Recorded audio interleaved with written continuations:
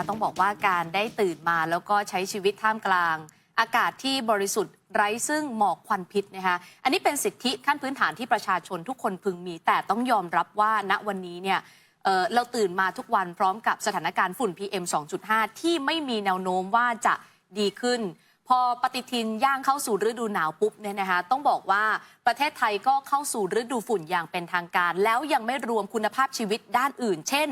ฝนตกปุ๊บน้ำท่วมปั๊บปัญหาเหล่านี้จะสามารถแก้ได้หรือเปล่านะคะวันนี้แขกรับเชิญที่จะมาร่วมพูดคุยกับเรานะคะต้อนรับดร.เอค่ะดร.สุชัชวีสุวรรณสวัสดิ์นะคะรองหัวหน้าพรรคประชาธิปัตย์อยู่ตรงนี้แล้วสวัสดีค่ะสวัสดีครับคุณหมิวครับวันนี้ยินดีและเป็นเกียรติมากที่ได้สัมภาษณ์ดร.เออีกหนึ่งครั้งนะคะแต่วันนี้มาพร้อมกับอากาศที่ค่อนข้างโปร่งใสของกรุงเทพมหานครนะคะต้องบอกว่าโปร่งใสดูเหมือนภาพรวมแต่ถ้าเกิดท่านผู้ชมน้องหมิวไปวัดที่หน้าโรงเรียนหน้าโรงพยาบาลตามสี่แยกใต้สถานีรถไฟฟ้าเกินมาตรฐานไปไกลทุกวันครับน้องหมิวดังนั้นเนี่ยไม่อยากให้ประชาชนคิดเพียงว่าฤดูฝุ่นเนี่ยเป็นฤดูช่วงหนาวหรืออากาศปิดที่จริงแล้วลูกหลานเรารวมทั้งคุณพ่อคุณแม่ที่ไปโรงพยาบาลหรือต้องไปส่งลูกหลานที่โรงเรียนเนี่ยในพื้นที่ที่มีการจราจรหนาแน่นหรือมีการก่อสร้างเนี่ยนะครับฝุ่นเกินมาตรฐานทุกวันจริงๆครับดร.เอคิดยังไงไปวัดมาตั้งแต่สมัยเป็นนายกสภาวิศวกรพิสูจน์ชัดเจนจริงๆคือคิดยังไงกับตอนนี้ประเทศไทยเราประกาศเข้าสู่ฤดูฝุ่นอย่างเป็นทางการแล้วอะค่ะคือมองยังไงเราเดินมาถึงจุดนี้แล้วนะคำถามนี่ดีมากคือจริงๆแล้วเนี่ยมันไม่ควรมาถึงจุดนี้นะครับปรากฏการณ์ที่เกิดขึ้นเนี่ยอธิบายง่ายๆเมื่อเรามีน้ำใสอยู่แก้วหนึ่งเราเติมน้ำตาลไปช้อนหนึ่งก็ยังใสอยู่ไม่เป็นไรช้อนที่สองยังใสอยู่แต่เริ่มหวานนะใช่ครับช้อนที่สามนิดนึงพอช้อนที่สี่ปุ๊บขุ่นคลักเลยมันเหนียวเลยนะครับหรืออาจจะเป็นเจลลี่ไปเลยสถานการณ์ฝุ่นปัจจุบันกรุงเทพเป็นอย่างนี้แล้วครับมันไม่มีเวลาให้ธรรมชาติเยียวยาตัวเองแล้วเพราะว่าทุกวันเราเติมฝุ่นเข้าไปคำถามก็คือปัญหาจะแก้ได้ต้องแก้ที่ต้นต่อฝุ่นกรุงเทพทุกวันเนี่ยมาจากรถขนส่งขนาดใหญ่รถของเราสองคนหรือท่านผู้ชมเนี่ยไม่เท่าไหร่หรอกครับเครื่องไม่ถึง 2,000 แล้วจริงๆแล้วเนี่ยเรารักรถเพราะเป็นรถส่วนตัวใช่ไหมฝุ่นแล้วก็ไม่ค่อยได้เยอะหรอกแต่ว่ารถขนส่งสาธารณะไม่ว่าจะเป็นรถเมล์ไม่ว่าจะเป็นรถ10 ล้อซึ่งไปตามสายงานก่อสร้างกลุ่มพวกนี้เติมฝุ่นพิษเข้ามากรุงเทพทุกวันซึ่งยังไม่ได้รับการจัดการทั้งที่ปัจจุบันกทมมีกฎหมายมีข้อบัญญัติของกทมที่จัดการเรื่องนี้ได้สุดท้ายแล้วก็จะค้นคลักแบบนี้แล้วอยากจะบอกว่ามันจะอันตรายขึ้นทุกวันไม่ต้องรอฤดูฝุ่นแล้วครับหน้าโรงเรียนไปวัดเลยพี่เอไปที่โรงพยาบาลจุฬาเมื่อสัปดาห์ก่อนเกิน200 ไมโครกรัมย่านรถติดนะคะใช่ครับหน้าโรงพยาบาลจุฬานะครับมากกว่ามาตรฐานเนี่ยมากกว่า5 เท่าแล้วเนี่ยมันเกิดขึ้นทุกวันพี่เอคะ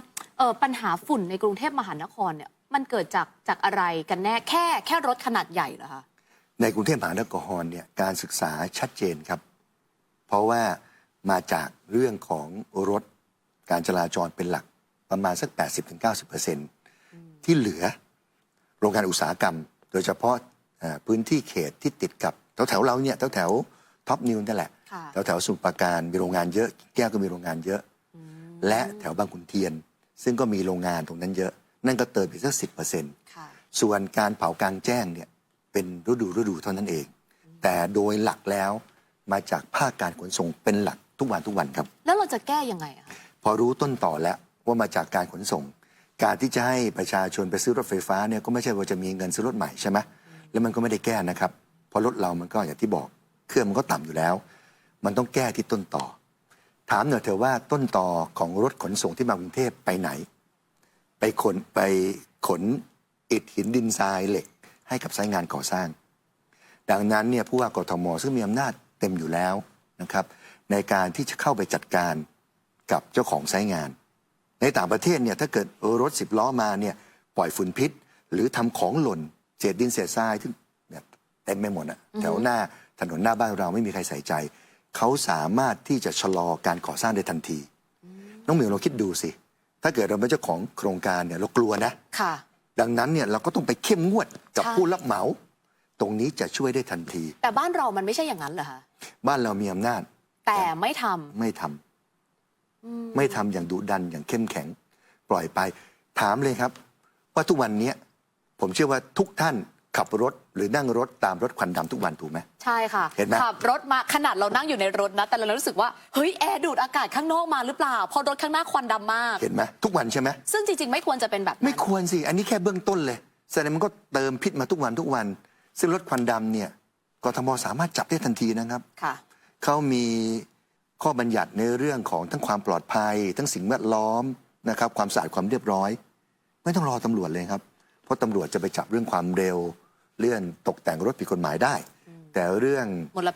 พิษกทมทำได้ทันทีแต่ปัจจุบันคือกทมไม่ได้เข้มงวดขนาดนั้นคำถามก็คือเห็นไหมเรายังตามรถที่ปล่อยควันดำทุกวันใช่ไหมใช่ถ้าเกิดบอกใช่ก็ย้อนไปถามว่าเข้มงวดหรือยังล่ะเอาแบบนี้นะคะคือดิฉันไม่ได้ต้องการจะแตะในมุมที่เป็นประเด็นการเมืองนะคะแต่เราต้องยอมรับว่าอย่างดร.เอเนี่ยเป็นหนึ่งในคนที่ลงชิงตำแหน่งผู้ว่ากทมในสมัยที่ผ่านมาแล้วปัจจุบันเนี่ยคนที่เป็นผู้ว่ากทมคือคุณชัชชาติสิทธิพันธ์ท่านเคยให้สัมภาษณ์ว่าศึกษามาหลายปีแล้วสมัยผู้ว่ากทมท่านที่แล้วพลตำรวจเอกอัศวินเนี่ยท่านผู้ว่าชัชชาติก็เคยบอกว่าถ้าทำไม่ได้ไม่ต้องมาเป็นผู้ว่าแต่ณวันนี้ถ้าจะต้องให้ดร.เอตัดเกรดผู้ว่ากทมยังไงดีคะคือผมก็รอมา2 ปีนะเพราะว่าปีแรกเนี่ยต้องรอให้ท่านผู้ว่าพิชชาติได้ทำงานปีที่2ก็คือทุกอย่างมันน่าจะเข้าฝักแล้วเพราะมันจะครึ่งเทอมแล้วแต่ที่เห็นก็คือน้ำท่วมมากขึ้นจริงๆฝุ่นพิษมากขึ้นแล้วก็กรุงเทพไม่ได้ดีขึ้นเรื่องความปลอดภัยก็ไม่ได้ดีขึ้นดังนั้นผมเชื่อว่าทุกคนคงตัดเกรดได้เองว่าผลงานเป็นอย่างไรนะครับหรืออย่างที่เขาบอกว่าการแก้ปัญหาฝุ่นพิษเนี่ยมันต้องคุยกับต่างประเทศด้วยไงมันไม่ใช่แค่จะมาแก้ปัญหาฝุ่นควันพิษจากการปล่อยควันดำออกมาจากรถเครื่องดีเซลที่สันดาปไม่สมบูรณ์อย่างเดียวท่านผู้ว่าไม่ควรพูดอย่างนั้นถ้างั้นเราจะมีผู้ว่าไปทำไมจริงไหมแล้วเราก็บอกได้เอาตัวอย่างง่ายๆที่เราคุยกันเนี่ยว่าทุกวันนี้เรานั่งรถหรือขับรถตามรถควันดำถูกต้องไหมใช่วันนี้เห็นอาคารที่มีก่อสร้างเต็มกรุงเทพยังมีตะข่ายลุ่งลิ่งอยู่ตลอดยังเห็นมีรถเนี่ยทิ้งเศษดินเศษทรายตามแนวรถอยู่เลยมันชัดเจนใช่ไหมว่ามันเติมฝุ่นตั้งแต่ฝุ่นใหญ่จนถึง 2.5 หรือเล็กกว่านั้นซึ่งอันตรายต่อสมองการเติบโตของเด็กนะครับก่อให้เกิดโรคมะเร็งนะครับแบบก้าวกระโดดเลยตรงนี้ผู้ว่าทำได้ถูกไหมแล้วมันก็ไม่ดีขึ้นถูกไหมเรายังเห็นรถควันดำเห็นการก่อสร้างที่ไร้ความรับผิดชอบอยู่ใช่ไหมครับเพราะอะไรคะเพราะอะไรที่การแก้ปัญหาฝุ่น PM 2.5 มันจึงไม่สามารถแก้ได้อย่างเป็นรูปธรรมสักทีอันดับแรกนะคนไทยห้ามเชื่อเลยนะว่ากรุงเทพเนี่ยนะครับน้ำต้องท่วมฝุ่นต้องมีเพราะจริงๆแล้วประเทศอื่นเนี่ยอยู่ต่ำกว่าระดับน้ำทะเลน้ำก็ไม่ท่วมปักกิ่งเคยมีฝุ่นพิษติดอันดับโลกใช่จนไม่สามารถที่จัดกีฬาโอลิมปิกแพ้ซิดนีย์ปี 2000แต่กลับมาจัดโอลิมปิกที่ยิ่งใหญ่ 2008 ได้ฝุ่นหายไปเยอะเลยทำได้คือถ้าเราย้อนกลับไปดิฉันจำได้ก็ว่าเคยมีภาพว่าคนในปักกิ่งต้องใส่แบบที่บล็อกจมูกเพราะว่าแบบบ้านเมืองคือแบบฝุ่นเยอะไปหมดแต่วันนี้ไม่มีแล้วสะอาดกว่าเดิมนะครับหลาย100% LA นั่นหนักเลยเป็นอากาศปิดทั้งปีทั้งชาติเลยโตเกียวสมัยก่อนก็หนักวันนี้อากาศสะอาดหรืออังกฤษกรุงโซลใช่ขี่จักรยานได้แล้วสมัยก่อนดูหนังสิใช่ไหมครับโอ้โหฝุ่นเต็มไปหมดเลยแต่วันนี้ทุกเมืองเขาแก้ปัญหาได้ดังนั้นกรุงเทพมหานครไม่ได้หนักเท่าเขาฝุ่นแก้ได้แก้ที่ต้นต่อผู้ว่าต้องเข้มงวดกับใช้งานก่อสร้างเข้มงวดกับการจัดการลดควันดำแต่ถ้าเกิดไม่แก้ปัญหาอย่างดุดันเนี่ยยากครับและอย่างที่ผมย้ำก็คือมันจะเติมขึ้นมาทุกวันมันไม่ใช่ฤดูกาลนะครับทุกวันจริงๆถ้าเกิดปล่อยไว้อันตรายมากๆครับหรือแบบนี้ไหมคะคนอาจจะบอกว่าดร.เอมานั่งวิจารณ์แบบนี้ก็ง่ายสิแต่ถ้าเกิดต้องมาทำจริงเนี่ยมันไม่ได้ง่ายขนาดนั้นนะคะไม่จริงหรอกนะครับไม่อยากให้พูดอย่างนี้เพราะอย่างที่เห็นว่าจริงๆแล้วการควบคุมรถควันดำทำได้ไหมล่ะมันมีกฎหมายอยู่ในมือมีเทศกิจนะครับมีเจ้าหน้าที่เขตที่ดูแลเรื่องความเรียบร้อยสุขาภิบาลอยู่ไปเปิดเว็บไซต์เขาก็มีหน้าที่ของเขาเลยทำไมไม่ทำเราเห็นอาคารบ้างก็แรปดีบ้างก็แรปไม่ดีบ้างรถก็ควันดำโหตอกเข็มควันขโมงเลยทำไมยังมีอยู่ล่ะนี่มันเป็นหน้าที่โดยตรงหรือเปล่าซึ่งสิ่งเหล่านี้กทมสามารถรับผิดชอบได้เองเลยทันทีอย่างที่ผมบอกว่าในเว็บไซต์ของเขาก็บอกเลยเนี่ยเป็นหน้าที่ของแต่ละเขตที่ต้องดูแล เพียงแต่ผู้ว่าเองต้องดุดัน อย่างล่าสุดเนี่ยนะคะดิฉันเข้าไปตรวจเช็คเนี่ยเขาบอกว่าแผนงานที่กรุงเทพมหานครทำไปแล้ว เช่น 1. แผนศึกษาและจัดทำข้อมูลแหล่งกำเนิดฝุ่นมีแล้ว 2. มีการตั้งคณะทำงานเฉพาะขึ้นมารับผิดชอบแล้ว 3. มีการคัดกรองผู้ป่วยจากฝุ่น PM 2.5 และ 4. เขามีระบบแจ้งเตือนให้ประชาชนรับทราบด้วยว่าพื้นที่ไหนอากาศเริ่มที่จะเป็นอันตรายต่อสุขภาพข้อ1 กับข้อ3นะที่จริงไม่มีผู้ว่าก็ต้องทำถูกไหมมันเป็นหน้าที่ของเจ้าพนักงานค่ะทีนี้มาข้อ4น่าสนใจ ข้อ4เนี่ยที่จริงแล้วเนี่ยอย่างที่ผมไปโรงพยาบาลจุฬาเนี่ยค่ะมัน200อ่ะวันนั้นคือปกติมันต้องไม่เกินเท่าไหร่นะคะถ้าเกิดตอนนี้ 37.5 แต่ถ้าเกิดประเทศที่เขามีมาตรฐานหน่อยเหลือ15 20อังกฤษจะไปเหลือ5แล้วนะครับแต่เอาละบ้านเรา200ในบางจุดซึ่งอันนี้วัดมาเลยว่ามันน่ากลัวมาก200ที่สีม่วงเลยไหมคะพี่โอ้โหทะลุเลยครับใช่ไหมใช่ครับและทุกวันถ้าเกิดจะเป็น200ก็ยังเห็นอยู่เอาเป็นว่าหน้าโรงเรียนหน้าโรงพยาบาลเราไม่เห็นป้ายเลยและของกทมเนี่ยวันนั้นไปสวนสาธารณะแถวพญาไทเอาเครื่องวัดฝุ่นไปไว้ในสวนสาธารณะแต่มาติดป้ายข้างนอกเนี่ยอันนี้เห็นชัดที่จริงแล้วเนี่ยรัฐรู้แค่ไหนประชาชนต้องรู้เท่านั้นเพราะฝุ่นมันไม่มีสีไม่มีกลิ่นไม่มีรสนะครับแต่มันอันตรายจริงเข้าไปแล้วไม่ใช่เชื้อโรคนะมันไม่ออกดังนั้นหน้าโรงเรียนตามสี่แยกซึ่งกทมมีป้ายที่เอกชนมาสัมปทานอยู่แล้ว LED ขอความร่วมมือเขามีตัววิ่งและถ้าเกิดมันสีส้มสีแดงเนี่ยให้มันแวบขึ้นมาอย่างน้อยประชาชนได้ใส่หน้ากากป้องกันนะครับเพราะจริงๆมันเป็นเรื่องใกล้ตัวอย่างที่พี่เอ๊บอกเนอะว่าเอาจริงนะเราไม่รู้เลยว่าเราเดินไปเนี่ยหายใจเข้าไปเนี่ยเราสูดฝุ่น PM 2.5 เป็นเยอะขนาดไหนซึ่งมันอันตรายมากใช่ไหมคะสุดๆครับไม่น่าเชื่อนะครับว่าวันนี้สถิติการเป็นมะเร็งปอดของเมืองไทยเนี่ยวันนั้นคุยกับคุณหมอผู้เชี่ยวชาญเนี่ยแบบก้าวกระโดดเลยแล้ว PM 2.5 ไม่ใช่เชื้อโรคร่างกายไม่สามารถที่จะฆ่าเขาได้เขาอยู่แล้วอยู่เลยยิ่งเล็กก็ยิ่งไปถึงสมองมีปัญหาเรื่องเส้นโลหิตแตกอีกมีปัญหาเรื่องความดันมีปัญหาเรื่องโรคหัวใจโรคทางเดินหายใจรวมทั้งโรคหัวใจอันตรายและเด็กโดยเฉพาะเด็กเล็กๆเขาต้องสูดอีกเท่าไหร่เพราะงั้นเนี่ยค่าเขาผ่อนส่งและมีผลต่อการเจริญเติบโตเรื่องนี้คือเรื่องคอขาดบาดตายแต่ดูเหมือนว่าไม่ได้ทำเหมือนกับเรื่องคอขาดบาดตายที่เราเห็นเนี่ยเวลาเจ้าหน้าที่เขาฉีดน้ำลดฝุ่นช่วยได้ไหมเครียดเลยเครียดเลยก็เครียดเลยคือฝุ่นอนุภาคมันเล็กมากในหลักการเนี่ยการฉีดน้ำเนี่ยมันช่วยลดปริมาณฝุ่นได้ไหมคะช่วยฝุ่นใหญ่ๆ PM10 จากที่เราเอาโยนดินโยนหินเนี่ยมีฝุ่นพอได้อันนี้คือฝุ่นที่คลุ้งขึ้นมาแล้วเราเห็นใช่อันนี้คือฝุ่นขนาดใหญ่ฉีดน้ำช่วยได้ส่วนฝุ่นขนาดใหญ่ซึ่งขนจมูกเราจัดการได้เนี่ยฉีดน้ำช่วยได้แต่ PM 2.5 หรือเล็กกว่าคือ PM1 เนี่ยคือสุดๆเลยไม่มีผลครับเพราะอนุภาคน้ำมันใหญ่กว่าอนุภาคฝุ่นเยอะ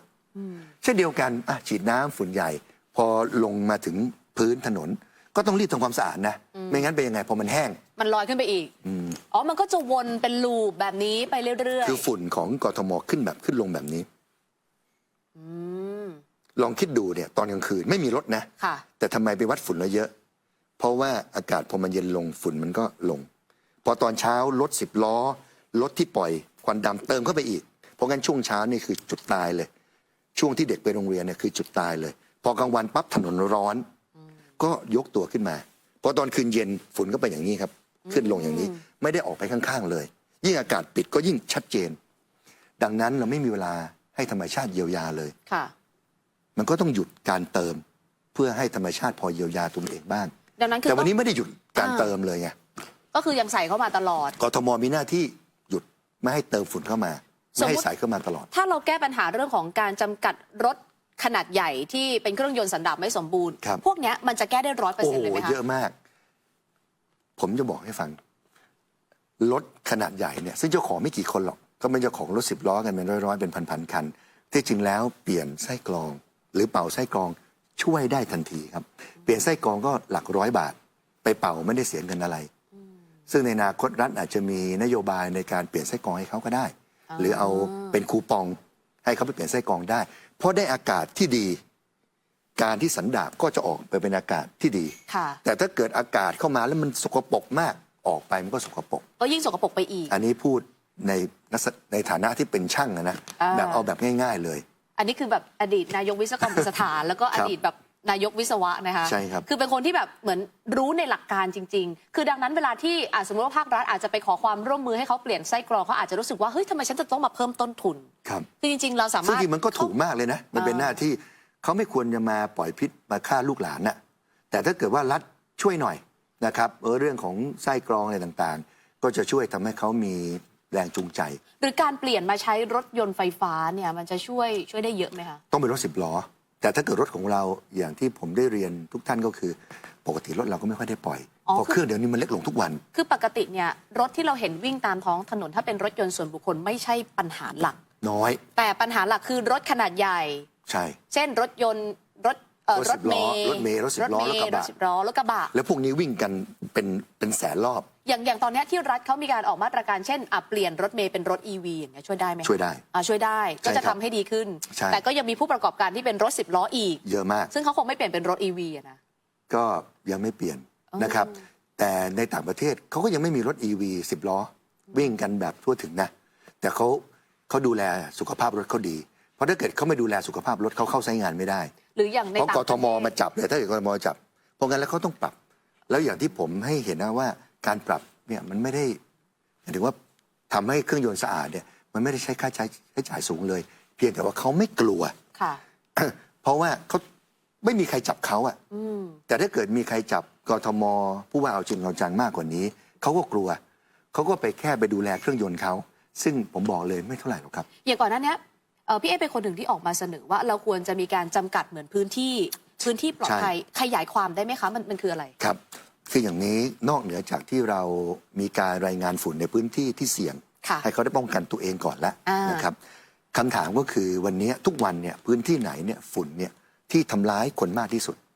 ทุกเมืองครับคือพื้นที่ที่อยู่ใจกลางไข่แดงเอายกตัวอย่าง16 เขตชั้นใน